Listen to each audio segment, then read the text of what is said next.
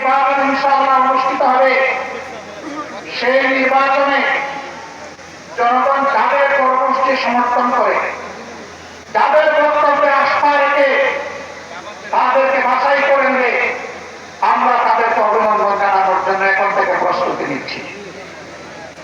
যদি আমাদের দলকে জনগণ বেছে নেয়, আমরা সকল রাজনৈতিক দল এবং শক্তিকে আহ্বান জানাবো, আপনারাও আমাদেরকে সমর্থন দিবেন, অভিনন্দন জানাবেন এবং আপনাদেরকে সাথে নিয়ে আমরা দেশ করবো ইনশাআল্লাহ। কেউ কেউ ইতিমধ্যে বলেছেন তারা বেশিরভাগ বিরোধী সকল দলকে সাথে নিয়ে যদি তারা নির্বাচিত হয় তাহলে সরকার করবে ইল্লা জামাত ইসলামী, জামাত ইসলামী ছাড়া। আমরা তাদেরকে বিনয়ের সাথে বলবো, জনগণ যদি মহান আল্লাহর ইচ্ছায় আমাদেরকে নির্বাচিত করে ইনশাআল্লাহ আমরা আপনাদেরকেও বাদ দিব না, সবাইকে সাথে নিয়ে আমরা দেশ করবো ইনশাআল্লাহ। আমরা বিভক্ত জাতি আর দেখতে চাই না।